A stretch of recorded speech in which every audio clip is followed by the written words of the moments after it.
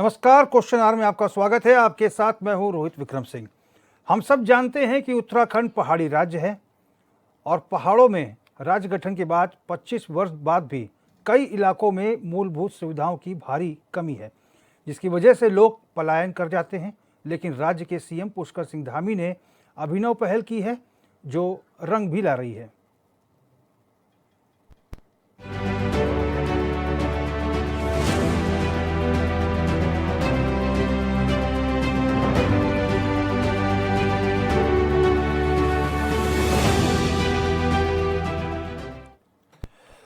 उत्तराखंड राज्य गठन के 25 वर्षों बाद आज भी सबसे बड़ी समस्या पलायन है और इसके पीछे कई वजह हैं।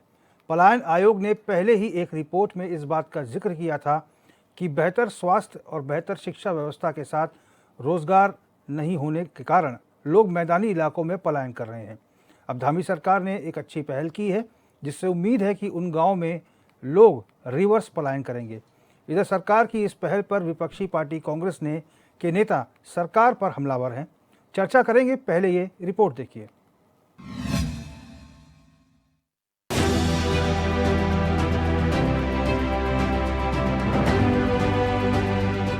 उत्तराखंड के मुख्यमंत्री पुष्कर सिंह धामी की अभिनव पहल के तहत राज्य के 40 वरिष्ठ आईएएस अधिकारियों ने अपने प्रथम नियुक्ति स्थलों में एक गांव को गोद लिया है। इन गांव के चौमुखी विकास को सुनिश्चित करने के लिए विस्तृत कार्य योजना तैयार की गई है। अधिकारियों ने गांव में जाकर समस्याओं को समझना शुरू कर दिया है। सीएसआर मद और साथ ही साथ सरकारी योजनाओं के जरिए विकास को गति देने की दिशा में कदम उठाए हैं। 20 मई 2025 को मुख्य सचिव आनंद बर्धन की ओर से इस संबंध में आदेश जारी किया गया था। सरकार का उद्देश्य है कि विकास की हर राशि का पूर्ण और सही उपयोग हो और गाँव को योजनाबद्ध और टिकाऊ विकास सुनिश्चित किया जा सके। निश्चित रूप से हमारे प्रदेश के मुख्यमंत्री माननीय पुष्कर सिंह धामी जी जिस तरह से नित्य नए नए अभिनव प्रयोग प्रदेश के विकास के लिए कर रहे हैं वो बहुत ही सराहनीय हैं। और उनके द्वारा जिस प्रकार से हमारे देश के यशस्वी प्रधानमंत्री नरेंद्र भाई मोदी जी ने सभी सांसदों को अपने कार्य क्षेत्र में गांव को गोद लेकर के उसका सर्वांगीण विकास करके आदर्श गांव बनाने की योजना चलाई है। उसी प्रकार से क्योंकि हमारा देश और हमारा प्रदेश गाँव का प्रदेश है, गाँव का विकास होगा तो निश्चित रूप से प्रदेश और देश का विकास होगा। इसी तर्ज पर हमारे मुख्यमंत्री जी के द्वारा गैरसैंण में जो सारकोट गांव है उसको विकसित करके वहां पर हर प्रकार के संसाधनों का विकास करके एक नया उदाहरण प्रस्तुत किया है। और उस सारकोट की तर्ज पर ही पूरे प्रदेश के सभी जिलों में दो गांव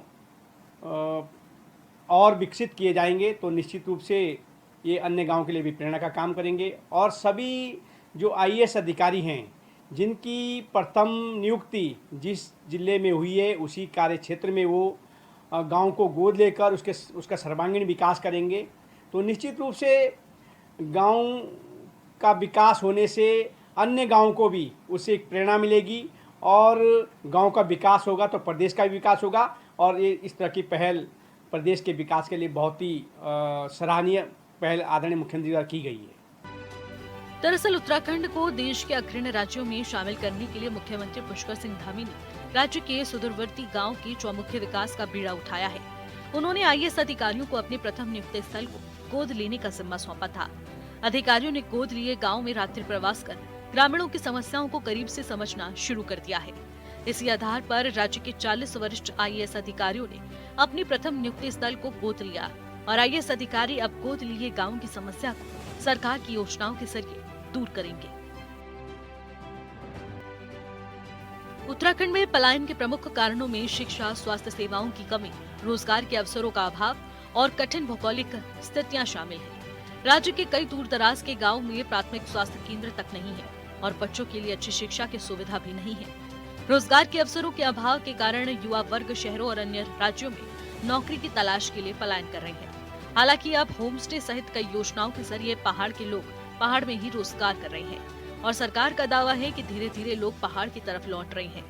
लेकिन विपक्ष इसे लेकर पहले ही कई तरह से आज भी हमलावर है। सरकार कह रही है कि आईएएस अधिकारी गांवों को गोद लेंगे। अच्छी बात है अगर अधिकारी गांव को लेते हैं और विकास धरातल पर उतरता है, लेकिन पहले सरकार को ये जवाब देना चाहिए कि जिन सांसदों ने गांव गोद लिए थे, उन गोद लिए हुए गांव में कितना विकास हुआ। वो गांव गोद में ही है या चलने फिरने भी लगे हैं। जनता टॉर्च लेकर के उन गांवों में विकास ढूंढ रही है, लेकिन कहीं विकास दूर दूर तक नजर नहीं आ रहा है। मुद्दों से ध्यान भटकाने के लिए सरकार इस प्रकार की बातें करती है। 8 साल से प्रदेश की सत्ता में भारतीय जनता पार्टी है, लेकिन गांव आज वीरान हो रहे हैं, युवा पलायन करने के लिए मजबूर हैं। आखिर ये स्थितियां क्यों नहीं बदल रही हैं? धरातल पर विकास कहीं नजर नहीं आ रहा है। विकास उत्तराखंड में पटरी से उतर गया है और जिन गांवों के विकास के लिए जनता ने इस सरकार को वोट दिया था, वो गांव निराश हैं। गांव के लोग आज हताश हो चुके हैं। सरकार से बार बार विकास की गुहार लगा रहे हैं, लेकिन ये सरकार प्रचंड बहुमत के नशे में है। जनता की आवाज को बिल्कुल अनसुना कर रही है। अब जनता के आक्रोश से निश्चित तौर पर जो है भारतीय जनता पार्टी को सत्ता से बाहर होना पड़ेगा। कब तक जो है आप इस प्रकार के झांसे जनता को देंगे, ये जनता पूछ रही है। यह विकास धरातल पर नजर भी आएगा। वैसे इस सरकार से अब जनता को कोई आशा और उम्मीद बाकी नहीं बची है। राज्य स्थापना के 25 वर्षों बाद भी कई इलाकों से पलायन का सिलसिला थमने का नाम नहीं ले रहा है। शिक्षा, स्वास्थ्य और रोजगार जैसी मूलभूत जरूरतों की कमी से लोग अपने गांव को छोड़ रहे हैं। हालांकि इसमें कोई शक नहीं है कि धामी सरकार इस मुद्दे को लेकर गंभीर है और कई योजनाओं पर काम कर रही है, लेकिन इस योजनाओं का सही तरीके से क्रियान्वयन किया जाए और ग्रामीण क्षेत्रों में रोजगार तथा आधारभूत ढांचे का विकास किया जाए तो उत्तराखंड के गाँव की रौनक वापस लौट सकती है और पहाड़ों में बसावट को फिर से बढ़ावा मिल सके। 40 IAS अधिकारी भी इस काम में अब जुट चुके हैं। उम्मीद है कि इससे बेहतर परिणाम जरूर मिलेंगे। Bureau report, HNN 24/7।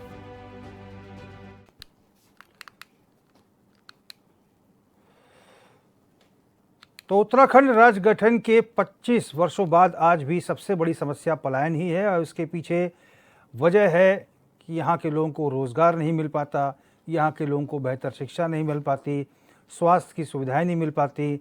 पहाड़ों में अस्पताल तो बना दिए गए हैं, लेकिन उचित दवाएं नहीं हैं, पर्याप्त डॉक्टर नहीं हैं, लिहाजा अस्पताल रेफर सेंटर बन के रह गए हैं। बच्चों को आगे बढ़ने के लिए कोई रोड मैप नहीं है।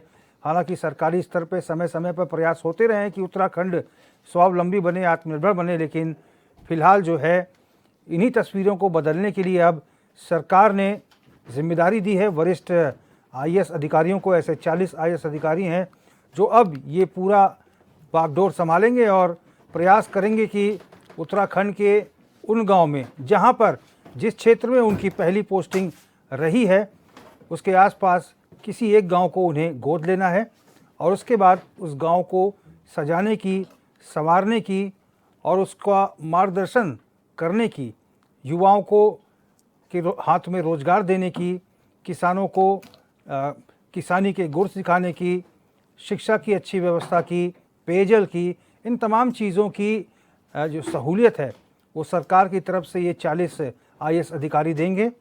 और प्रयास यही होगा कि उत्तराखंड से जो पलायन हो रहा है, जो आज के समय में सबसे बड़ी समस्या है, और उन गांव में लोग जो है रिवर्स पलायन करें ताकि यहाँ की युवाओं को अलग अलग शहरों में जाना ना पड़े, यहीं पे रह के उनको रोज़गार मिल सके, ताकि उत्तराखंड एक बार फिर फल फूल सके, भरा बुरा रह सके, आबाद रह सके और उत्तराखंड जिस परिकल्पना के साथ इस राज्य को बनाया गया था उस परिकल्पना को चरितार्थ कर सके। और इसी के दृष्टिगत धामी सरकार ने ये अनोखी पहल की है। अब ये पहल कितनी और किस हद तक कारगर साबित होगी ये तो रिज़ल्ट बताएंगे, नतीजे बताएंगे। लिहाजा 20 तारीख को ये आदेश जारी हुआ था और खबरें ये भी आ रही हैं कि अब जो वरिष्ठ IAS अधिकारी हैं वो गाँवों का प्रवास भी करने लगे हैं और पैसों की कोई कमी नहीं होगी। इस बात को सरकार ने कहा है कि जितना भी विकास कार्यों के लिए धन चाहिए वो सरकार अलग अलग मदों से उपलब्ध करवाएगी। आज इसी पे चर्चा करेंगे कि CM की जो घोषणा है और जो ये IAS अधिकारियों को जिम्मेदारी दी गई है, ये जिम्मेदारी कितना और किस हद तक कारगर साबित होती है, यही आज की चर्चा का विषय रहेगा। तमाम बुद्धिजीवी लोग हमारे साथ मौजूद हैं। अन्नूपन जी भारतीय जनता पार्टी से हमारे साथ मौजूद हैं, भारतीय जनता पार्टी के प्रवक्ता हैं। पंकज छेत्री जी कांग्रेस पार्टी की तरफ से अपना पक्ष रखेंगे, कांग्रेस पार्टी के प्रवक्ता हैं। दीपक रावत जी उत्तराखंड क्रांति दल के प्रवक्ता हैं, अपना पक्ष रखेंगे। और राकेश मिश्रा जी राजनीतिक विश्लेषक हैं, जो राजनीतिक चश्मे से हमें बताएंगे कि मुख्यमंत्री का ये फैसला कितना चुनौतीपूर्ण है और कितना अच्छा है और इसके परिणाम कैसे आ सकते हैं। तो आज की चर्चा शुरू करते हैं। सबसे पहले मैं विपक्ष की ओर आऊँगा। सबसे पहले पंकज छेत्री जी, आपका स्वागत करते हुए और सभी मेहमानों का मैं स्वागत भी करता हूं। पंकज छेत्री जी, ये आदर्श ग्राम योजना, सांसद आदर्श ग्राम योजना भारत सरकार के स्तर से शुरू हुई, जिसमें सांसदों को गांव गोद लेने की बात की गई। अब सरकार भी समय समय पर इस बाबत कहती रही कि जनप्रतिनिधियों को क्षेत्र में जाना चाहिए, एक रात प्रवास करें, यहाँ तक कि प्रभारी मंत्री भी बनाए गए। लेकिन उत्तराखंड से लगातार पलायन होता रहा। वजह ये रही कि बेहतर शिक्षा नहीं मिल पाई, बेहतर स्वास्थ्य व्यवस्था नहीं मिल पाई, बड़े बड़े अस्पताल जो बनाए गए रेफर सेंटर बन के रह गए, लिहाजा लोग दिल्ली, देहरादून या आसपास के बड़े इलाज कराते हैं। और यही वजह है कि कोई पहाड़ में रहना नहीं चाहता। खास तौर पे हमारा नौजवान वर्ग जो पहाड़ से लगातार पलायन कर रहा है, जो उत्तराखंड के लिए बेहद ही पीड़ादायक खबर है। पंकज छेत्री जी, मैं आपका सुझाव जानना चाहूँगा कि आप सरकार के अब इस फैसले पे, जो 40 IAS अधिकारियों को गांव गोद लेने का जो फैसला सुनाया गया है, इस पर आपकी प्रतिक्रिया क्या है? सबसे पहले तो जो ये विचित्र पहल शुरू की गई है सीएम साहब द्वारा, जिसको ये अभिनव पहल बता रहे हैं, तो इसको हम कहते हैं कि विचित्र पहल है ये। आज आपको इतने सालों बाद गांवों की याद आई, अच्छी बात है। पहले उन 40 अधिकारियों के नाम सार्वजनिक होने चाहिए कि वो 40 अधिकारी कौन है। वो NH 74 के मास्टरमाइंड रहे, आरोपी रहे, कहीं वो अधिकारी तो नहीं है।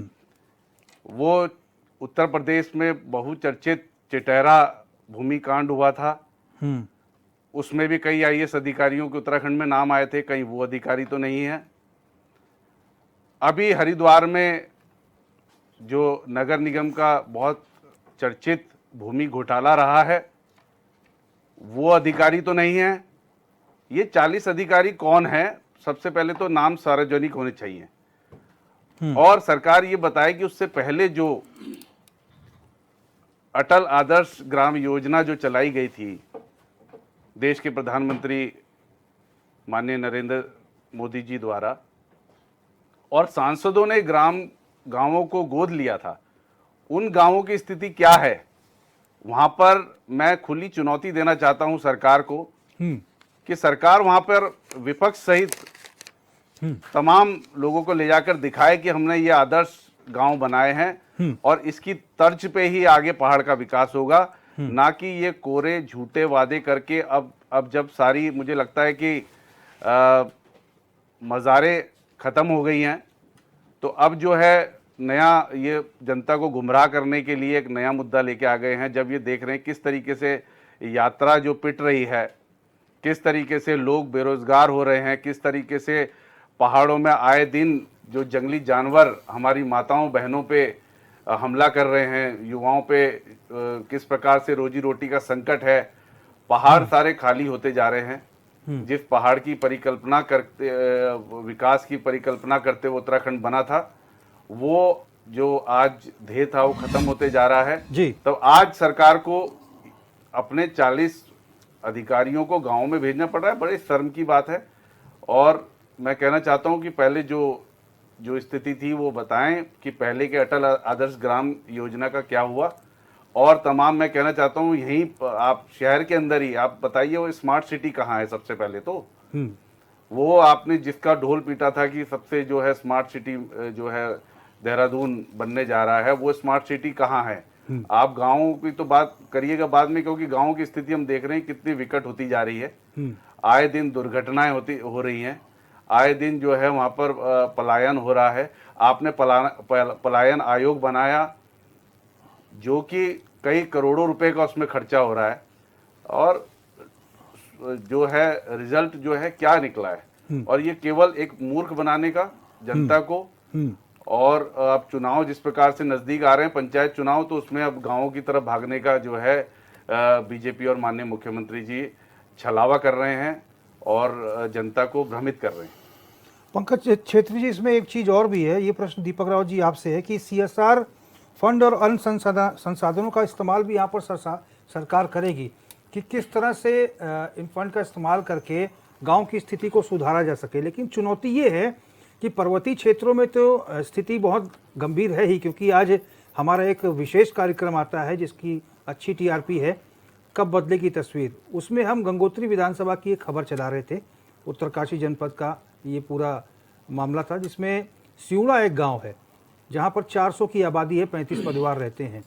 जब से ये गांव बना है तब से बरसात के दिनों में उस गांव में इतनी बड़ी विकराल रूप, इतनी बड़ी समस्या हो जाती है कि 400 मीटर का जो नदी का जलागम क्षेत्र है, वहाँ लोग ट्रॉली से, जो PWD ने एकमात्र ट्रॉली बनाई है, उससे विद्यालय बच्चे जाते हैं। कोई बीमार हो गया तो उफनती हुई नदी से जान जोखिम में डालकर उसे पार करने को मजबूर होते हैं। तो ऐसे गांव को गोद लेके उत्तराखंड में कितनी विपरीत परिस्थितियों वाले गांव हैं जहां आज भी डंडी कंडी के सहारे मरीज अस्पताल पहुंचता है।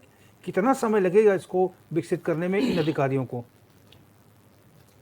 रोहित जी, गोद लेने की जो नई प्रथा भारतीय जनता पार्टी द्वारा इस उत्तराखंड को दी गई है, इससे एक अनुभव होता है कि शायद हमारे गांव अब अनाथ हो गए। क्योंकि जब अनाथ कोई हो जाता है, जिसका कोई देखभाल करने वाला नहीं रहता है, उसी को ही गोद लेने की एक व्यवस्था बनी हुई है समाज में। समाज से ही ये शब्द आया है कि आप गोद ले लीजिए, आप उसको देखिए। तो मैं पूछना चाहूँगा कि क्या जिन गाँवों को गोद लिया जाएगा वहाँ पर कोई भी हमारा जो संसदीय जो स्ट्रक्चर है, ग्राम सभा का ले लीजिए, जिला पंचायत सदस्य ले लीजिए, प्रधान ले लीजिए, फिर उसके ऊपर आके विधायक ले लीजिए, फिर सांसद ले लीजिए, क्या ये सारी व्यवस्था चरमरा गई है क्या उस गांव में? क्या हम ये बात सिर्फ आज ही की कर रहे हैं? 25 वर्ष हो चुके हैं इस प्रदेश को बने हुए। और विडंबना देखिए, आदर्श शब्द का इस्तेमाल भारतीय जनता पार्टी हर जगह कर रही है। 2014 में प्रधानमंत्री जी ने संसद आदर्श ग्राम योजना लगाई। 2014 से लगातार भारतीय जनता पार्टी, जब 3 चुनाव हो चुके हैं लोकसभा के, इनके 5 के 5 सांसद जीत के जा रहे हैं। और मैं लिस्ट देख रहा था, इसमें 3 सांसद जो ऐसे हैं जो हमारे माला राजलक्ष्मी जी, अजय टमटा जी और रमेश पोखरियाल जी, ये 2-2 बार जीत चुके हैं अपनी संसदीय सीट से। और माला राजलक्ष्मी और अजय टमटा 3-3 बार जीते हुए हैं। सवाल यह है कि अगर भारतीय जनता पार्टी कहती है कि 2014 से पूरे भारतवर्ष में सांसद आदर्श ग्राम योजना चल रही है, तो इन सांसदों द्वारा जो 2-2, 3-3 बार बने हैं और जिन्होंने 2014 में गोद लिए हैं, आज उनकी स्थिति क्या है? और देखिए स्थिति क्या और बिगड़ी है रोहित जी। अभी हमारे मुख्यमंत्री जी ने एक, देखिए पहल तो वो कर रहे हैं, एक और पहल करी थी, NRI का एक अप्रवासी सम्मेलन कराया था। उसमें उनसे कहा था कि आप गांव गोद लीजिए। जो सेलिब्रिटीज हैं यहाँ से बाहर, जो जिन्होंने अपना नाम फेम कमाया है, जिसमें एक हिमानी शिवपुरी जी हैं जिन्होंने अपना जो नेटिव प्लेस है उसको गोद लिया हुआ है। तो क्या हम एक तरफ तो हम कह रहे हैं कि हमारे गांव को गोद लीजिए और उसमें स्वस्थ जल, जो हम कहते हैं शिक्षा, स्वास्थ्य, जो आप सड़क, जल, तमाम जो मूलभूत सुविधाएं हैं वहां पर, मैं रोजगार की बात इसमें बिल्कुल नहीं कर रहा हूँ। रोजगार का प्रश्न के अलावा बाकी जो मूलभूत सुविधाएं एक इंसान को, गांव के लोगों को अधिकार होता है जीने का, वो उसको मिलना चाहिए। ये सब देखिए। तो मैं क्या ये मान के चल रहे हैं कि सरकार ने अपने हाथ खड़े कर दिए हैं। उन्होंने इन गाँवों के उनका जो हमारा सिस्टम है, उस सिस्टम में वो सारे के सारे फेल हो चुका है। ऐसी क्या परिस्थितियां बन रखी हैं कि लगातार गोद लेने की बात की जा रही है, आप गोद लीजिए। ये वहां की स्थिति है जहां पर भारतीय जनता पार्टी गले चिल्ला इनके नेता फाड़ते हैं कि हर साल हमारा बजट बन गया है, 1 लाख से ऊपर का बजट जा चुका है। ये बजट की बात करते हैं, उसमें तो ये डींगे मारते हैं। तो बजट जा कहां रहा है? आप कोई तो बताइए। अभी कुछ ही दिन पूर्व आप लोगों ने चर्चा करी थी इसकी, जब मुख्यमंत्री जी ने सरकोट, जो गैरसैंण का सरकोट का है जी, उन्होंने एक आदर्श गांव बनाया। अब मैं आप ही के सामने एक आंकड़े प्रस्तुत करता हूं। धामी जी जब एमएलए थे और इनके जो राजनीतिक गुरु हैं कोश्यारी जी, भगत सिंह कोश्यारी जी, भगत सिंह कोश्यारी जी जब एमपी थे तो उनके टाइम में एक गांव उन्होंने गोद लिया था 2014 में जब सांसद ग्राम योजना आई थी, सरपुड़ा। आज सरकोट की बात तो धामी जी करते हैं, ये सरपुड़ा की बात कौन करेगा? ये सरपुड़ा विलेज की स्थिति आज क्या है, और मैं आपको जानकारी दे दूं कि जब सरपुड़ा गांव के बारे में कोई बातचीत होती थी तो ब्रीफिंग कौन करते थे आपको पता है रोहित जी? जी, पुष्कर सिंह धामी जी। यानी कोश्यारी जी के उस गोद लिए गांव की ब्रीफिंग अगर कोई जवाब तलब किया जाता था, किसी भी रूप में अगर मीडिया द्वारा प्रश्न पूछे जाते थे तो स्वयं मुख्यमंत्री जी जवाब देते थे और रिटर्न में मौजूद है, आप चेक कर लीजिए। मैं कैसे मानूं? आज अगर वो स्वयं मुख्यमंत्री बन गए हैं तो वो कह रहे हैं कि गोद ले लीजिए। अरे पहले आप अपना बताइए कि जो आपके समय काल में जो एमपी थे उनके द्वारा जो गोद लिया सर गांव था उसकी क्या स्थिति है आज? चलिए जवाब ले लेता हूं। एक और बात है, एक थोड़ा समय दीजिएगा जी। नेट जब ये हम थोड़ा जानकारी लेते हैं ना तो पता चलना चाहिए, क्योंकि देखिए समय बहुत कम होता है। अब आ रहे हैं 2019 से एक योजना चल रही है प्रधानमंत्री आदर्श ग्राम योजना। लगातार 2018-19 से कुछ गांव सेलेक्ट किए जाते हैं जिन गांवों में उनके यही जो मूलभूत सुविधाएं वो दी जाएं। 2018-19 में 120 गांव, 2019-20 में 67 गांव, 2020-21 में 46 गांव और 2021-22 में 60 गांव, कुल मिला के 293 गांव। अब इनका बजट देख लीजिए, 1290 लाख में बता रहा हूं। हाँ हाँ, ये जो डिस्ट्रीब्यूट हुए इन गांवों में 19-20 में 756, 20-21 में 1050 और 21-22 में 1400 करीब, ठीक है। मतलब कुल 4483 लाख रुपए इन चलिए, गांवों में खर्च किया। मैं- अब आप मुझे बताइए, ठीक। कभी आप पत्रकार हैं, कभी आपने देखा इन गांवों का इतना बजट जो लगा है, इतना बजट जो हर साल गया है, उनकी क्या स्थिति है? ठीक है ये दीपक, तमाम जुमलों की सरकार इसी- सिर्फ जुमले गठित करके ठीक। तो जनता को भड़कलाने का काम कर रही है। इनके जवाब तो दे दीजिए। ठीक है। ये तो आंकड़े बोल रहे हैं। ठीक है। राकेश मिश्रा जी, मैं आपके पास आने से पहले अनुपम जी जो भारतीय जनता पार्टी के प्रवक्ता हैं उनके पास जाऊंगा ताकि वो जवाब दे दें। और महत्वपूर्ण बात ये भी है दीपक रावत जी की उत्तराखंड नौजवान हो चुका है, 25 वर्ष का हो चुका है। गोद लेने की अवस्था 1, 2 या 3, 4 या 10 वर्ष, 12 वर्ष के बालक को होती है और 25 वर्ष के एक वयस्क उत्तराखंड को गोद लेने की जो कवायद हो रही है, चाहे वो सांसद आदर्श ग्राम की बात हो, प्रधानमंत्री आदर्श ग्राम की बात हो, या फिर समय समय पर मुख्यमंत्री ने कहा है कि तमाम लोगों को जिम्मेदारी है दी है गोद लेने की। हर ब्लॉक में 2 गांव को गोद लेने की सचिवों को जिम्मेदारी दी, अब आईएएस अधिकारियों को जिम्मेदारी मिल रही है। तो अनुपम जी, आने वाला दशक उत्तराखंड का दशक होगा, जिस बात को छाती पीट पीट कर कहा जाता है अनेक मंचों से। तो ये आने वाला मंच उत्तराखंड का दशक जो होगा, ये कब होगा और इन गाँव की जो जिम्मेदारी इन वरिष्ठ आईएएस अधिकारियों को मिली है, ये कब तक वो पूरा कर लेंगे, कितना इंतजार करना होगा और क्या ये एक मॉडल बन पाएगा? मैं जवाब दे देता हूँ। देखिए, पहले शुरुआत कर लेते हैं, क्योंकि मैं सोच रहा था कि पहले सिलसिलेवार इसका जवाब दूं, परंतु क्योंकि ये गोद लेने वाली बात को इन्होंने यहाँ पे बात करते हैं कि जुमले की सरकार स्वयं जुमला एक बना दिया, मैं उसी से शुरू कर लेता हूँ। जब हम गोद लेने की बात करते हैं वो होती है एडमिनिस्ट्रेटिव कैपेसिटीज में किस तरह से गोद लिया जाता है। एडमिनिस्ट्रेटिव प्रोसेस है कि भाई ऐसा नहीं है कि किसी के गोद में जाके बच्चा दे दिया, ऐसा नहीं होता है साहब। वहाँ पे जो भी एडमिनिस्ट्रेटिव पॉसिबिलिटीज हैं वो उसकी जिम्मेदारी कौन लेता है, यानी कि बाप क्या करता है किसी का, उसकी जिम्मेदारी लेता है, खाने पीने की, पढ़ने की, ये सब कुछ, और देखता है। ये नहीं है कि बच्चा भूखा मर रहा है तो ही उसका बाप कहलाएगा, समझ रहे हैं आप। तो उन्होंने क्या कहा, बाप नहीं बनाया है, यहाँ पे गांव का कोई बाप नहीं है, परंतु ये कह दिया है कि जिम्मेदारी तुम्हारी है। गोद लेने का मतलब ये नहीं, गोद लेना तो एक तरह का इसको बोलते हैं जो कि this is a figure of speech. लोगों ने बात करनी शुरू करी और उसके तहत एक शब्द बन गया गोद लेने की बात। ठीक है, एडमिनिस्ट्रेटिव जिम्मेदारी दे दी गई, देनी चाहिए थी बिल्कुल। अब ये कंडीशंस, पहले उत्तराखंड की कंडीशन हम समझ लेते हैं, वहां से आ जाते हैं हम साहब जरा पलायन की, क्योंकि बात हो रही है। तो मैं 2011 से 2012 का भी डेटा ले लूं, 2016 का भी डेटा ले लूं। अब ये देख लेते हैं कि अभी एक आर्टिकल था, जहां तक कि अगर मैं बात करूं IIT रुड़की का, ठीक है, जब हम पलायन की बात करते हैं तो बहुत जरूरी हो जाता है कि किस समय जो है मूवमेंट शुरू हुआ, मूवमेंट की एक्चुअल रिक्वायरमेंट्स क्या थी।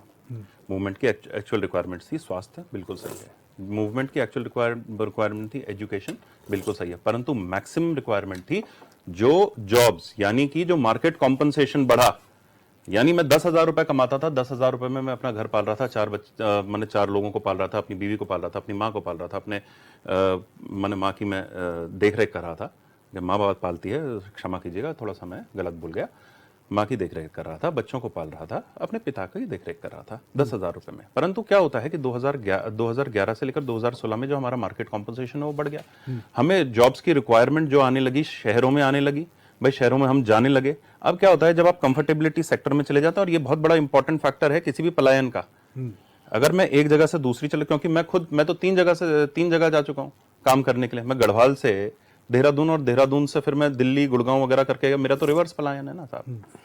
तो मैं कंफर्टेबिलिटी स्ट्रक्चर जो आज की डेट में भी अगर ये कोई बोले कि देहरादून में मुझे वो वाला कंफर्टेबिलिटी स्ट्रक्चर मिल रहा है जो कि मुझे गुड़गांव में मिल रहा था, ये नहीं है ना। कब?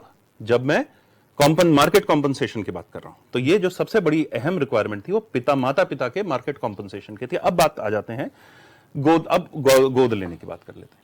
कई आयामों पर जो जिम्मेदारियां हैं वो बांटी गई, यानी हमने एक जिम्मेदारी बांटी किस चीज की, एडमिनिस्ट्रेटिव बेसिस में, कि भाई यहां पर कोई भी दिक्कतें होंगी, बजट की अगर तुम बात करते हो, पानी की लाइन लगाने की बात करते हो, स्कूलिंग में परेशानी की बात करते हो, आने जाने की बात करते हो, बैरिकेडिंग्स की बात करते हो, तो उसके लिए जिम्मेदारी तुम्हारी होगी। क्यों जिम्मेदारियां जरूरत थी?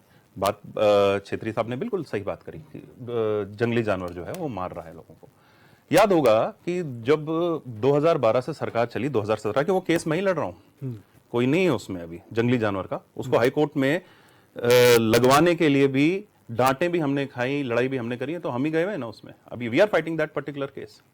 उसमें क्या होता है, पता चलता है कि भाई कई जगहों के जानवर जो है उठा के लाके पहाड़ में रख दिए गए। कौन सा दौर था साहब वो? कौन सा दौर था जिसमें कि बंदरों को उठा के लेंसिडॉन क्षेत्र में डाल दिया गया था, सल्ट में डाल दिया गया था, है ना, ये देवली रेंज में डाल दिया गया था, सारी रेंजों में डाला गया था। कौन सा दौर था वो? 2012 से 17 के रेंज में कहीं ना कहीं था ना।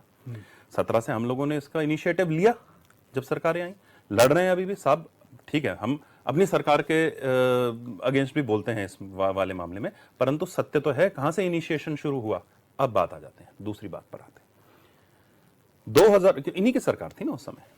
अब बात आ जाते हैं कि चिंता इस बात की नहीं थी इनके इसमें कि पलायन हो रहा था, नहीं इनको मैं साहब देखिए, दो तरफ से बातें, मैं पलायन पे यार नहीं, टॉपिक 40 अधिकारी वो कौन है पहले तो गोद लेने की बात आ रही है, प्लान में चले अब गए। गोद लेना, अरे साहब मैं बोल तो अब देखो ऐसा ही होगा कि एडमिनिस्ट्रेटिव सिस्टम उसे खत्म कर दीजिए आप। जो भी टॉपिक चल रहा है, मैं बोल रहा हूँ ना, मैं बता रहा हूँ साहब। अभी छेत्री साहब ने बोला कि वो अधिकारी कौन है, मैं बता दूं वो अधिकारी कौन है, जिन्होंने की इनकी सरकार में थे ना, वो जिन्होंने हेलीकॉप्टर, इन्हीं की सरकार थी ना जब हेलीकॉप्टर्स के बिल पूरे नहीं दिए थे केदारनाथ के।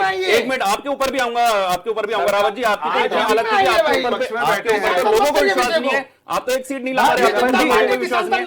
मैं सिंपल से आप लोगों को सवाल ही नहीं, अरे आप इधर सवाल का जवाब दे रहा हूँ रावत जी, आपके सवाल का जवाब दे रहा हूँ। ऐसा है आपको सुनने की आदत है, आप झूठ बोलते हैं, आपको अपना टॉपिक्स नहीं पता होता, आपको अपना डेटा नहीं पता होता। अरे साहब सुन लीजिए ना, जवाब तो दे रहा हूँ, आप सुन नहीं रहे।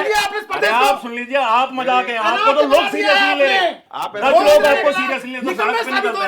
अरे मैं कह रहा हूँ सड़क पे निकलते हैं, एक आदमी जीता आपका आज तक, रावत जी, एक आदमी जीता आपका आज तक, निकम्मा कौन है? पंजी सवाल ये है, पंजी सवाल ये है कि गोद लेने की जो प्रक्रिया है, रावत जी समझ निकल रहा है, आपको पता है आप चिल्लाओगे, आपको यही ट्रेनिंग मिली है, पंत जी, ट्रेनिंग यही मिली है। पंत जी, अरे ये आदमी बोलने देगा तो मैं बोलूंगा। रावत जी एक मिनट, रावत जी नहीं, छेत्री जी, रावत जी एक मिनट चुप रहिए, नहीं रावत जी रुकिए, नहीं रावत जी एक मिनट, रावत जी मैं पूछ रहा हूँ ना, मैं पूछ रहा हूँ रावत जी, छेत्री जी, रावत जी, छेत्री जी, रावत जी, 10 लोग खड़े नहीं होते, रावत जी शांत जाइए। अरे एक आदमी ले आओ। पंत जी मेरा सवाल सुनिए, पंत जी मेरा सवाल सुनिए, मेरा सवाल, झूठे लोग नहीं, इतने झूठे लोग, मेरा सवाल सुनिए पंत जी, अपने घर का कोई आदमी ले आओ, कौन नहीं आता तुम्हारे साथ? देखिए दर्शकों को कुछ समझ नहीं आएगा, दर्शकों को कुछ समझ नहीं आ रहा है, दर्शकों को कुछ समझ नहीं आ रहा है। रावत जी, रावत जी, रावत जी, हाँ जी, हाँ जी, रावत जी, रावत जी, रावत जी, रावत जी, रावत जी, पब्लिक समझ नहीं पा रही, जनता को कुछ समझ नहीं आ रहा। ये नहीं पता, सवाल इसको पूछने नहीं आते। आदमी है आप, एक एक करके, एक एक करके, एक एक करके, हाँ जी, हाँ जी, एक एक करके, एक एक करके, एक एक करके, नहीं रावत जी, रावत जी, रावत जी, शांत रहिए। जनता समझ नहीं पा रही है, आप लोग क्या बोल रहे हैं, जनता नहीं समझ पा रही है।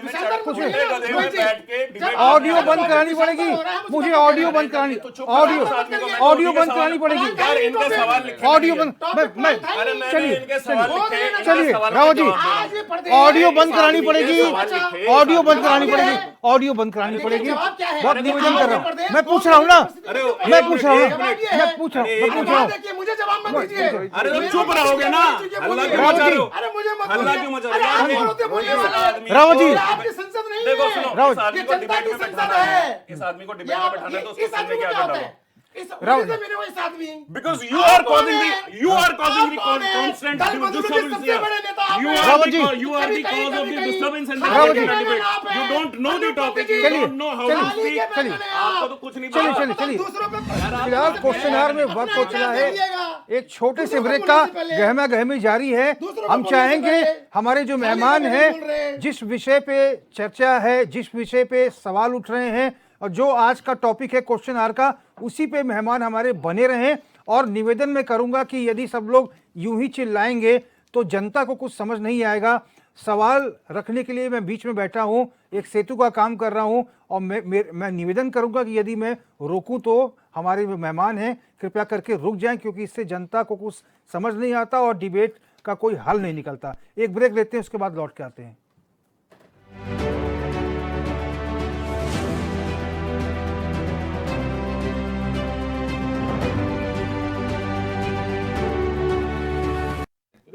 ब्रेक के बाद क्वेश्चन आवर में आपका स्वागत है। बात हो रही थी 40 आईएएस अधिकारियों को जो जिम्मेदारी दी गई है गांव को गोद लेने की। बहुत सारे ऐसे अधिकारी हैं जो गांव में प्रवास भी कर रहे हैं और सरकार ये चाहती है कि किस मत से, किस तरह से, कैसे भी इन गांव का विकास हो। उन गांव का जहां पर उन आईएएस अधिकारियों को जिस क्षेत्र में पहली पोस्टिंग मिली है वहां से किसी एक गांव को गोद लेना है और वहां के विकास की जिम्मेदारी उस वरिष्ठ आईएएस अधिकारी की है। ब्रेक से पहले थोड़ा गहमागहमी हो गई थी क्योंकि विषय थोड़ा गंभीर है। मैं चाहूँगा कि फिलहाल 1 मिनट और दूंगा मैं अनु पंत जी को। पंत जी 1 मिनट में कंक्लूड करिए, इसके बाद मैं फिर आपके पास आऊँगा और निवेदन करूँगा कि कोई भी मेहमान बीच में ना बोले, थोड़ा डिबेट की मर्यादा भी बना के रखें। देखिए जी, ऐसा होता है ना कि या जो आपने मेरे को 1 मिनट दिया है उस 1 मिनट में पहले तो कोई बीच में ना बोले, तभी जाके मैं अपनी बात रखूं। नहीं बोलेगा, चलिए, है ना। अब देखिए, जहां तक मैं पहले वहीं से शुरू करूंगा कि जहां तक कि हम बात कर रहे थे कि पलायन की हम क्यों बात कर रहे थे, क्योंकि एक गंभीर मुद्दा है जहां से हम बात आती है वापस कि गोद लेने की जो इन्होंने बात करी, सभी ने बात करी। मैंने पहले भी इसको स्पष्ट किया है कि गोद लेना जो वर्ड है वो आ जाता है, उसको बोलते हैं कि फिगर ऑफ स्पीच हो जाती है। जैसे कि हम बोलते हैं यार चलना नहीं, वो समझ गए, फिगर ऑफ स्पीच होता है। लेकिन क्या है, उसमें जिम्मेदारियां दी जाती हैं। क्यों पलायन उसमें आ जाता है, क्यों इंपॉर्टेंट हो जाता है पलायन इसलिए इंपॉर्टेंट हो जाता है, जैसे कि हमने किस समय देखा, कोरोना के समय में देखा, लोग आ रहे थे, ठीक है। रिवर्स पलायन के लिए किस तरीके के काम, जैसे अगर बात करें सिद्धार्थ नेगी की हम बात करें, बाहर का व्यक्ति यहाँ पे आके काम करना, वापस काम करना शुरू करा, आंध्र प्रदेश से वापस आके काम करना शुरू करा, जड़ी बूटियों पे काम करना शुरू करा, लोगों को इसके ऊपर से ले आना शुरू करा, तो उसने क्या करा, उसने गोद लिया क्या, उसने जिम्मेदारी ले ली। तो उसको बोला जाता है कि एक तरीके से आपने इसको गोद ले लिया। अगर हम बात करें सुधीर सुंदरियाल की, क्या करा, आप कई पत्रकार बंधु थे, वापस गए अपने गांव में, आज की डेट में बंजर खेतों की आबादी पे लगे हुए, तो उसको क्या उन्होंने गोद ले लिया? नहीं ना, पर उन्होंने इतने सारे लोग अपने साथ जोड़ लिए तो उसके साथ उनका काम हो रहा है। अगर हम बात कर ले शिक्षा की, आशीष की बात कर लेते हैं ना, तो उसने भी तिमली विद्यापीठ खोला, क्या करा उसने? तो बेसिकली क्या हो रहा है, जब ये लोग वापस आ रहे हैं तो सरकार की मदद क्या होती है? सरकार की मदद है कि उस समय पूरा कृषि का कृषि बागबानी के सारे डिपार्टमेंट्स इनके साथ लगा दिए गए कि भाई जहाँ पे ये लोग काम कर रहे हैं, जहाँ पे इन लोगों को खेती की जगह मिल रही है, बंजर खेतों की आबादी की जगह मिल रही है, इन लोगों को पूरी पूरी मदद की जाए। करी ना, उसकी वजह से काम जल्दी होना शुरू हुआ, आसान हुआ। अगर हम बात कर लेते हैं उस व्यक्ति की जिसको कि हम वाटरमैन ऑफ उत्तराखंड भी बोलते हैं, उसके साथ भी सरकार ने पूरा पूरा काम किया। और मैं ये सिर्फ हमारी सरकार की बात कर रहा हूँ, उस टाइम पे तो कांग्रेस की सरकार भी थी, करा ना। तो क्या गोद लेने की बात नहीं है, एडमिनिस्ट्रेटिव जिम्मेदारी थी। अब बात आ जाती है कि बाहर के लोगों की। अब मैं बात करता हूँ एक पर्टिकुलर ऑर्गेनाइजेशन की, ऊना की, UANA करके है। एक मिनट है जी बोलिए। UANA है, UANA की जो संस्था है वो क्या कर रही है, वो करती है ना यहाँ पे मदद, कोई बीमार हो रहा है, ट्रैवलिंग के एक्सपेंसेस लोगों के देती है, मेडिसिन के देती है। क्यों दे रही है? उन्होंने भी तो ये, उन्हीं के साथ तो बात हुई थी कि आप गोद लीजिए। जो जो जहां जहां का व्यक्ति है उन सब जगहों को दे रहा है। थराली में मेडिकल किट्स भेजती है ऊना, जिसको बोलते हैं, ये है नॉर्थ अमेरिकन सोसाइटी है, उत्तराखंड नॉर्थ अमेरिकन सोसाइटी, बाहर नॉर्थ अमेरिका में बैठी है, वहां से यहाँ पे आके देती है। तो बेसिकली आशय यह है कि जब हम गोद लेने की बात करते हैं, हम ये बोलते हैं, हर एक को जोड़ते हैं भावनात्मक रूप से, एडमिनिस्ट्रेटिव रिस्पॉन्सिबिलिटीज के रूप से, और giving back to the society के रूप से। तो ये जो गोद लेने की जो बात है, यहाँ पे ये सिद्ध होती है कि कहाँ पे हर एक की ड्यूटीज दे दी गई। अब IAS को भी दे दी गई है, बाकी सारी जिम्मेदारियां जो हैं उनके साथ में एक one directional, unidirection, one window system ही तो मांग रहे थे। अनुपम जी, मैं इसके बाद आऊंगा आपके पास। राकेश मिश्रा जी राजनीतिक विश्लेषक हैं। मिश्रा जी, सबसे पहले तो मैं आपसे क्षमा चाहूंगा कि बहुत विलंब से आपके पास आया, थोड़ा डिबेट में गहमा-गहमी हो गई थी। आप अपना पक्ष रखिए। जैसा कि इससे पहले भी गोद लेने की जो प्रक्रिया है, जैसा कि बीजेपी कह रही है कि मतलब टेक केयर करना, उसकी देखभाल करना, ये शब्द शायद ज़्यादा उचित रहेगा। उससे कितना लाभ हुआ, और अब जो IAS अधिकारियों को जिम्मेदारी दी गई है, उससे क्या तस्वीर बदलेगी, क्या लगता है आपको? देखिए, कुछ चीज़ों के लिए पहले हमको जिम्मेदार बनना पड़ेगा। सरकार जिम्मेदार होती है, विपक्ष भी जिम्मेदार होता है, दोनों की जिम्मेदारियां बनती हैं, लेकिन उसके पहले नागरिक भी जिम्मेदार होता है। आप देखिए कि पलायन एक प्रदेश से नहीं हो रहा है, सारे प्रदेशों से हो रहा है। मैं खुद उत्तर प्रदेश से आता हूँ, क्या मेरा पलायन नहीं हुआ उत्तर प्रदेश से? मुझे रोजी रोजगार इसी राज्य में मिल रहा है, मेरे बीवी बच्चे इसी राज्य से पल रहे हैं। आप समझ रहे हैं ना? जी जी। तो क्यों हमें पहले उत्तराखंड में मुझे विरासत दिखती है, मुझे उत्तराखंड में रोजगार दिखता है, तो क्या उत्तराखंडियों को उत्तराखंड में रोजगार नहीं दिखता है? क्या हमने ये शिक्षा दी अपने लोगों को? क्या हम इसके लिए उनको मॉरली तैयार कर पाए? हमारे कौन से नेता इसके लिए तैयार हुए? जरूरत है आज हमें उनकी विरासत के बारे में बताने के। आज आप यहां से बद्रीनाथ तक चले जाइए, 4 लेन सड़क है आपकी यहां से वहां तक। 2014 के पहले क्या हमारी स्थिति ऐसी बनती थी? अगर आज करोड़ों करोड़ तीर्थयात्री उत्तराखंड में आ रहे हैं जी, तो ये सरकार का ही इनिशिएटिव रहा है, और उससे लाभ किसको हो रहा है? जो रोजगार सृजन हो रहे हैं वो किसके लिए हो रहे हैं? अगर प्रवासी लोग 42% प्रवासी आज की डेट में आपके उत्तराखंड में हैं, और यहां से लेकर और बद्रीनाथ में अगर कोई बिल्डिंग बन रही है तो वहां जाके देखिए कौन सी लेबर काम कर रही है। अगर उनके लिए बद्रीनाथ में रोजगार पैदा हो रहा है तो आपके लिए रोजगार क्यों नहीं है? अगर पूरे हिंदुस्तान का लड़का देहरादून में और उत्तराखंड, नैनीताल और अल्मोड़ा में जाके पढ़ाई करता है, उसके लिए शिक्षा अच्छी है, तो आपके लिए क्यों नहीं है? ये विषय है जी, ये गहन चिंतन का विषय है। आपको चिंता करनी चाहिए। आप अपनी विरासत को भूल गए, आप पश्चिमी सभ्यताओं को अडॉप्ट करते रहे, आप गुड़गांव, दिल्ली, बॉम्बे भागते रहे।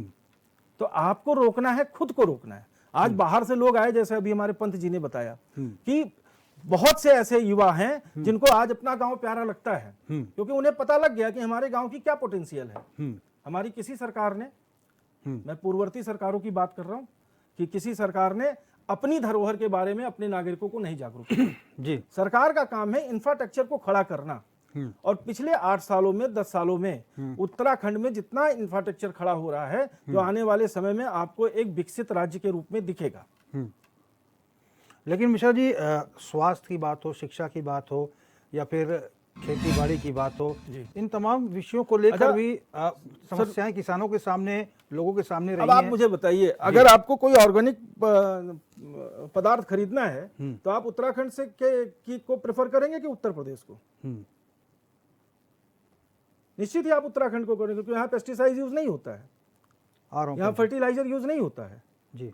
यहाँ के प्रोडक्ट्स अमेजन बेचता है, यहाँ के प्रोडक्ट अमेरिका खरीदता है। तो क्यों ना हम अपने लोगों को ऐसा डेवलप करें? कि उनके खेतों में रोजगार पैदा हो रहा है, ठीक है। उनके घरों में रोजगार। इसके लिए राजनीतिक दलों को लड़ने की जरूरत नहीं है, अपने गांव को बचाने की जरूरत है। ठीक है मिश्रा जी, थोड़ा समय भी कम हो गया क्योंकि बीच में समय थोड़ा वेस्ट हो गया है। अच्छा पंकज छेत्री जी, सवाल ये देखिए, गांव के सामाजिक और जो आर्थिक विकास है उसको CSR या अन्य संसाधन के इस्तेमाल से कैसे सुधार लाया जा सके, और इसके साथ ही जो जिला योजना, राज्य सेक्टर और वित्त आयोग से मिलने वाली जो धनराशि का 100% जो सही उपयोग है उसको इस्तेमाल करके अधिकारी जो है कार्य योजना किस तरह से तैयार कर सकते हैं, ये भी बात कही गई है। और इसकी जो लेकर जो है एक्सरसाइज भी चल रही है, यानी कि सरकार ने कहा है कि किसी भी तरह से विकास होना चाहिए, उसके लिए कोई भी संसाधन या कोई किसी भी मद से अगर सरकार मदद कर सकती है तो वो पूरा मदद करेगी। लेकिन अब ये जिम्मेदारियां अधिकारियों को मिली, IAS अधिकारियों को। अब आपका क्या स्टैंड है? क्या अभी भी आपको लगता है कि पलायन जो है नहीं रुकेगा, या फिर जो गांव के अस्पताल हैं उनकी हालत नहीं सुधरेगी, जिन 40 गाँव को जो गोद दिया गया है वो जस के तस रहेंगे, या कुछ परिवर्तन आएगा? थोड़ा शॉर्ट में देखिए, रखिएगा। चुनावों तक केवल एक मीठे सपने, मुंगेरी लाल के मीठे हसीन सपने वाली बात है। जब निकाय के चुनाव थे उससे पहले स्मार्ट सिटी की बात कही जाती थी, और स्मार्ट सिटी के नाम पर तमाम बस केवल दीवारों पर पेंटिंग और घरों के दुकानों के ऊपर बोर्ड लगा दिए गए, स्मार्ट सिटी हो गई। अब जैसे ही चुनाव निपटे, अब नया सिगुफा देना है, तो नया सिगुफा क्या देंगे? अब सांप्रदायिकता पे बहुत काम हो गया, बहुत मजारे तोड़ ली, सारा हिंदू मुस्लिम हो गया, सब समझ गई जनता। अब गांवों की तरफ जाना है तो क्या करें? तो अब ये नई योजना लेके आ गए। नहीं, अब पंचायत चुनाव को कोट करके कह रहे हैं, पंचायत चुनाव को कोट करके कह रहे हैं। यस, विचित्र योजना, अभिनव पहल नहीं है, ये विचित्र है, क्योंकि इसको देख के हम शौक हैं कि ये क्या कर रहे हैं। मतलब जनता को इन्होंने क्या मूर्ख समझा हुआ है? आप बताइए, पहले अटल आदर्श ग्राम योजना का क्या हुआ? कहाँ है वो मॉडल ग्राम? वो तो केंद्र की योजना थी, आपके सांसद थे, सारे सांसद आपके आज भी वही हैं। बताएं, ले जाए कहां पर हैं वो सांसद? बताएं कौन सा गांव है अभी तक गोद में है या गोद से उतर गया? आप बताएं क्या है, कितना कितना सशक्त हुआ वो गांव। अब उसके बाद आप जब इस प्रदेश में ऐसी परिपाटी कभी नहीं हुई, आज यहां पर आप देखिए विजिलेंस के लोग जो अधिकारी हैं IPS, वो VRS ले रहे हैं। मुख्य निर्वाचन अधिकारी जो है VRS मांग रहे हैं। आप देखिए मुख्य वन संरक्षक VRS मांग रहे हैं, उनका तो VRS मंजूर भी कर लिया गया एक ही दिन में। तो क्या ये 40 जो अधिकारी IAS अधिकारी हैं, ये कौन है? क्या इनकी छवि रही है? क्या इनकी स्थिति रही है? क्या ये भी बीच में से VRS ले लेंगे, सेवानिवृत्त हैं, या अब जो बीच में VRS लेके नहीं जाएंगे, गाँव को बीच में छोड़ के नहीं जाएंगे? ये कौन स्थिति साफ हो? नहीं छेत्री जी, आप आम खाइए ना, गुठलियां क्यों गिन रहे हैं? आप आम खाइए ना, गुठलियां क्यों गिन रहे हैं? हम यही तो परेशानी है। हम नाम जान के क्या करेंगे? होने के नाते हम नाम जान के कांग्रेस क्या करेगी बताइए? NH-74 घोटाले के आरोपी थे जिनको क्लीन चिट दे दी गई जब CBI जांच की मांग हम कर रहे थे। आप बताइए, ये चिठैरा कांड वाले तो नहीं है, या वो या उधर दिशा 1-2 में आप जो यहाँ पर पौंदा में तमाम IAS अधिकारियों ने अपनी प्लॉटिंग कर रखी है, क्या ये वो वाले अधिकारी तो नहीं है? ठीक है छेत्री जी, क्या ये हरिद्वार में जो अभी नगर निगम घोटाला वो उसके अधिकारी तो नहीं है? ठीक है, आपकी बात समझ में आ गई। ये कौन लोग हैं इनके? और अब CSR फंड जो है एक नए तरीके से कॉर्पोरेट जो फंड है। ठीक है रावत जी, दीपक राव जी, पंकज छेत्री जी, मैं फाइनल कमेंट पे आऊंगा क्योंकि बहुत समय बीच में वेस्ट हो गया है। रावत जी, रोहित जी, गोद लेने का शब्द पहली बार इस्तेमाल किया जा रहा है क्या राजनीति में? मुझे तो ऐसा लग रहा है जैसे आज मुख्यमंत्री ने बोला है, कल जो आदेश आया इससे पहले गोद लेने वाला शब्द इस्तेमाल ही नहीं किया था। प्रधानमंत्री जी स्वयं कह चुके हैं, जिस जिम्मेदारी शब्द का इस्तेमाल हमारे भारतीय जनता पार्टी के प्रवक्ता ने कहा कि एक जिम्मेदारी दी गई है। तो मैं वही तो पूछ रहा हूँ कि 2014 से जितने सांसद थे यहाँ बने हुए, उनकी जिम्मेदारियां कहाँ हैं? जो विधायक जीत के आए हैं उनकी जिम्मेदारियां कहाँ गई? 3-3 बार 2-2 बार इनके सांसद बने हैं, उनकी जिम्मेदारी में कोई प्रश्न चिन्ह नहीं है, उनकी नाकामियों के ऊपर कोई प्रश्न चिन्ह ना करे। अब एक दूसरा सवाल, जिन 40 लोग IAS अधिकारियों को दिए गए हैं, ये अधिकारी क्या उत्तर प्रदेश से बाहर से आने वाले हैं? क्या ये यहाँ नहीं रहते? इस उत्तराखंड में नहीं है? और अगर उत्तराखंड में है तो क्या इनको विशेष रूप से जो जिम्मेदारी दी जाएगी किसी गांव की, तभी ये कार्य करेंगे? नहीं आएंगे कहाँ? आप तो रात्रि प्रवास भी करना शुरू कर दिया है। मैं जवाब क्या पूछना चाह रहा हूँ, क्या हम मान के चल रहे हैं कि जो हमारा शासन प्रशासन की व्यवस्था है पूरी ध्वस्त हो चुकी है? क्या हम ये मान के चल रहे हैं क्या? कि अब हमें अब आधिकारिक वर्ग को ये जिम्मेदारी दी जा रही है कि आप गांवों में विकास देखिए। क्या इसमें हम लोग सारी समस्या जो ब्लॉक स्तर के नेता होते हैं, प्रधान होता है, जिला पंचायत सदस्य होता है, ग्राम पंचायत सदस्य होता है, या विधायक होता है, सांसद होता है, ये सब निकम्मे साबित हो चुके हैं इस प्रदेश में। क्या आप अधिकारियों को ये दिया जा रहा है कि आप अपने प्रथम जिस गांव में गए वहां देखिए, ठीक है ये रावत जी, प्रशिक्षण खड़ा करता है हमारी ठीक है रावत व्यवस्था जी। में। ये हमारा विषय है। अनुपम जी पॉइंट टू पॉइंट उत्तर दीजिए। एक जवाब नहीं है, क्योंकि मैं पहले कोट कर चुका हूं कि भगत सिंह कोश्यारी जी ने जिस गांव को गोद लिया था उसका तो विषय ही नहीं आ रहा है। टाइम निकल रहा है, टाइम निकल, फाइनल कमेंट में स्वयं जिसकी निगरानी मुख्यमंत्री करते थे जब वो एमएलए थे, ठीक है रावत जी, ठीक। तो हम कैसे मान लें? अनुपम जी ये चुप हो गए? जी, मैं बात करूं आगे? हाँ बोलिए। ठीक है।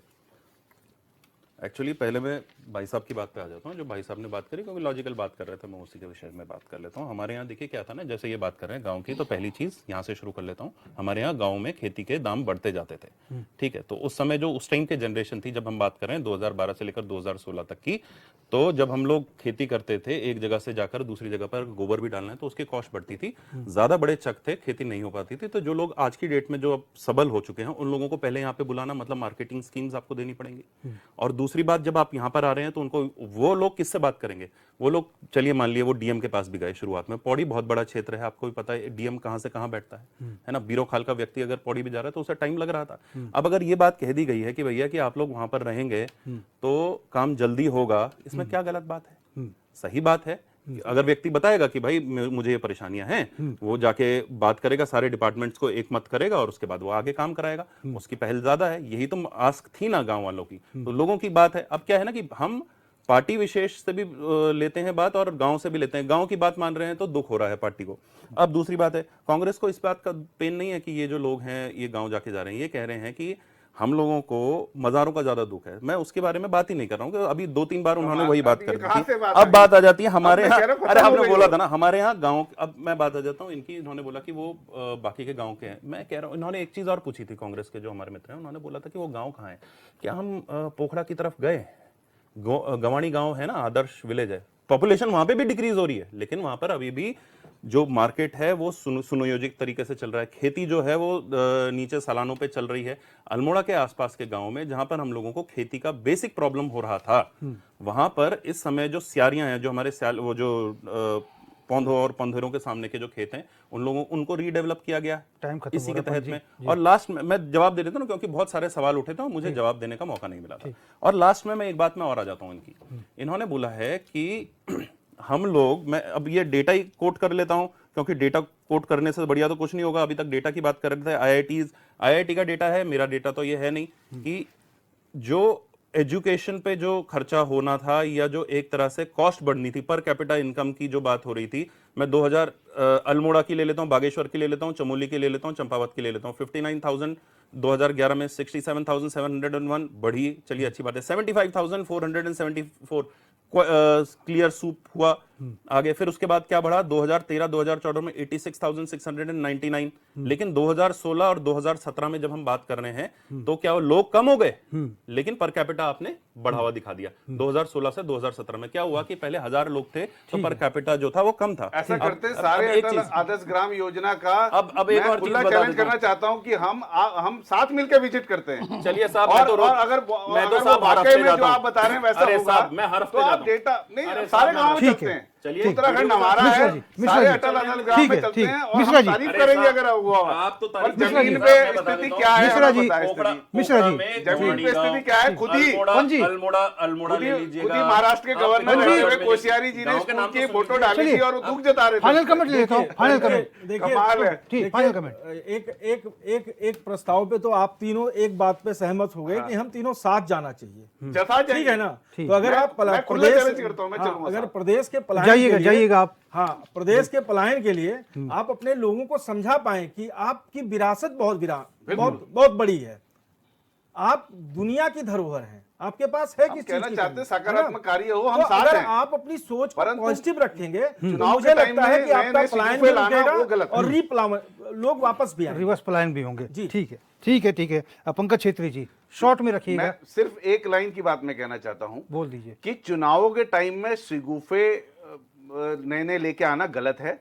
नहीं, वो आप तो काम कह रहे हैं आप करिए, चलिए ना। आप काम करिए। अरे वो तो और आप तो सकारात्मक निमंत्रण कार्य दे के रहे साथ हैं। सकारात्मक कार्य छेत्री करेंगे जी, तो जनता भी आपको छेत्री सराहेगी जी, और विपक्ष छेत्री भी सराहेगा। जी, जिन सवालों को लेकर आप आरोप लगा रहे थे वो तो कह रहे चलिए मेरे साथ मैं दिखाता हूँ। बिल्कुल जाएंगे, तो बिल्कुल। ऑफर स्वीकार अटल करते हैं आप? आदर्श ग्राम योजना जितने भी सांसदों ने गांव गोद लिए थे, आपके खुद ही जब महाराष्ट्र के गवर्नर थे माननीय कोश्यारी साहब, उन्होंने बचपन के स्कूल की याद साझा करी और वो स्कूल अब मेरे ख्याल से बंद भी हो गया है, बंद होने की कगार पे था। उस समय उन्होंने बोला मुझे बड़ा दुख हो रहा है। ठीक है, तो ये तो उनकी स्थिति थी। ठीक है, और आज हम उसी गांव से शुरुआत करते हैं, फाउंडेशन स्कूल भी बंद हो गया। उसी गांव में चलते हैं। दीपक राव जी उसी बोलिए। गांव में चलते हैं। दीपक राव जी, तो हम सारे गांव में ठीक है, चलें। ठीक है दीपक राव जी बोलिए। विषय सिर्फ जिम्मेदारी का है और मैं बार बार यही पूछ रहा था कि हम इसलिए विश्वास नहीं कर पा रहे हैं। अब हमें विश्वास करना पड़ रहा है आईएएस अधिकारियों के ऊपर कि हमारे नेताओं के द्वारा जो गोद लिए गए थे उनकी स्थिति क्या है, जो पूर्व मुख्यमंत्री द्वारा जो ली गई थे उनकी स्थिति क्या है। और स्वयं मैं क्यों बार बार कोट कर, भगत सिंह कोश्यारी जब एमपी थे और हमारे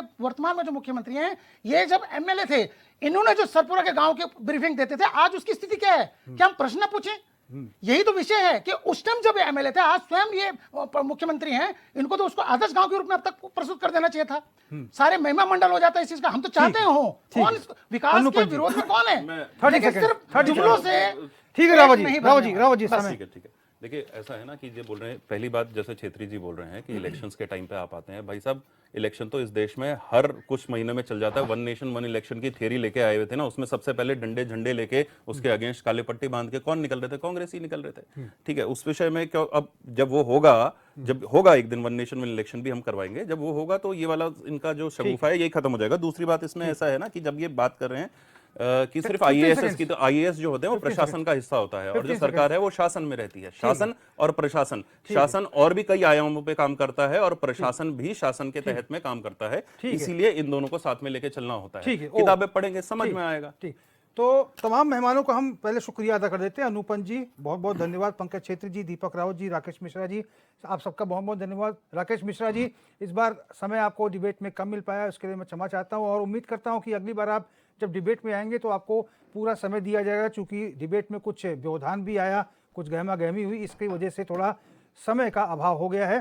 तो कुल मिलाकर क्वेश्चन में जो लब्बो लवाब निकला है वो ये है कि एक बार देखते हैं कि जो अधिकारियों को मौका मिला है, आईएएस अधिकारियों को मौका मिला है, जो जिम्मेदारी मिली है, उन जिम्मेदारियों को मुख्यमंत्री के विश्वास पर कितना खरा उतर पाते हैं ये अधिकारी। और मुख्यमंत्री ने कहा है कि येन केन प्रकारेण इन गांव का विकास करना है तो करना है।